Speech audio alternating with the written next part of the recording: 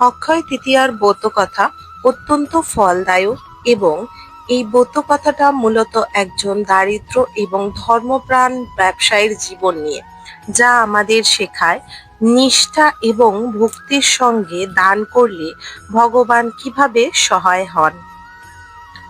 বন্ধুরা, ব্রত কথাটি অত্যন্ত সুন্দর। এই ব্রত কথা শোনা এবং পাঠ করা অতি শুভ বলে মান্য করা হয়। অক্ষয় তৃতীয়ার ব্রতকথা। প্রাচীনকালে ভারতবর্ষে এক অতি দরিদ্র কিন্তু ধর্মপ্রাণ বসবাস করতেন। তার নাম ছিল ধর্মদাস।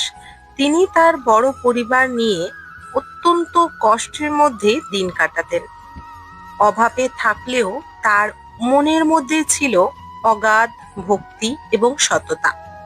মাহাত্ম্য শ্রবণ। একদিন ধর্মদাস এবং পণ্ডিতের মুখের অক্ষয় তৃতীয়ার মাহাত্ম্য শুনতে পান। পণ্ডিত মশাই বলেছিলেন, অক্ষয় তৃতীয়া এমন এক পবিত্র দিন, যেই দিন গঙ্গা স্নান করে বিধি মেনে মা লক্ষ্মী ও নারায়ণের পূজা করলে এবং সাধ্যমতো দান করলে মানুষের অক্ষয় পূর্ণ ও অটেল সম্পদ অধিকার হন।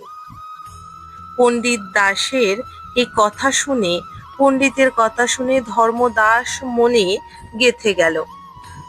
ব্রতের দিন ভোরে তিনি গঙ্গা স্নান করে উপবাস করলেন। যদিও তার আর্থিক অবস্থা খুবই খারাপ ছিল, তবুও তিনি ধার দেনা না করে নিজের সঞ্চয় থেকে কিছু ছোলা, গম, সাবু এবং জলপূর্ণ মাটির কলস জোগাড় করলেন। এরপর পরম ভক্তিভরে বিষ্ণু পূজা করে সেই সামগ্রিকগুলো ব্রাহ্মণ ও গরিবদের মধ্যে দান করে দিলেন।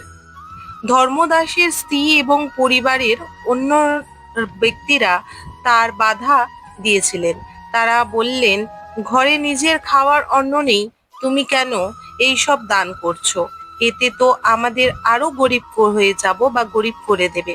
কিন্তু ধর্মদাস শান্ত মনে উত্তর দিলেন, ভগবান যা দিয়েছেন তা থেকেই তার চরণে অর্পণ করেছি।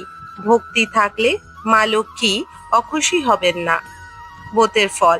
জীবনভর অভাবে থাকলেও ধর্মদাসের প্রতি অক্ষয় তৃতীয়ার এই নিয়ম নিষ্ঠার সঙ্গে পালন করতেই এই ফল ওই জনমের তার দারিদ্র ঘুচিয়ে দিল এবং তিনি সুখের মুখ দেখলেন।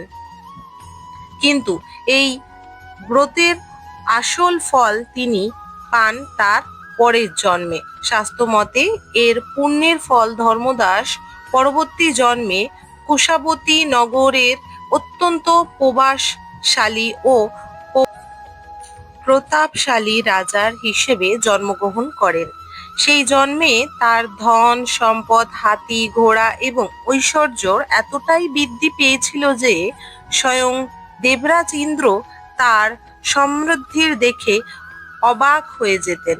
কিন্তু রাজা হবার পরেও তিনি অহংকারী হননি এবং অক্ষয় তৃতীয়ায় দান ধান কখনোই ত্যাগ করেননি।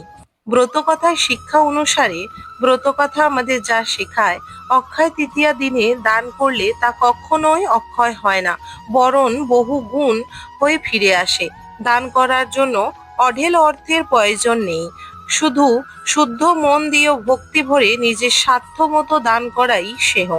এই দিনে জলপূর্ণ কলস দান করলে শাস্ত্রে শ্রেষ্ঠ দান হিসেবেই মাননীয় রয়েছে। যে ভক্তরা অক্ষয় তৃতীয়ার দিনে এই ব্রত শ্রবণ করেন এবং বিধি মেনে শ্রী হরি ও মা লক্ষ্মীর চরণে প্রদীপ নিবেদন করেন, তার সংসারে কোনোদিনই অন্ন ও অর্থের অভাব হয় না। মা লক্ষ্মী তার গৃহে অক্ষয় রূপে বিরাজ করেন। তাই অক্ষয় তৃতীয়ার দিন দান ধান অবশ্যই করুন। মা লক্ষ্মী, গণেশ, নারায়ণের পূজা আরাধনা করুন এবং এই দিন সর্বদা পজিটিভ হয়ে থাকুন। ভিডিওটি ভালো লাগলে লাইক, কমেন্ট ও সাবস্ক্রাইব করুন।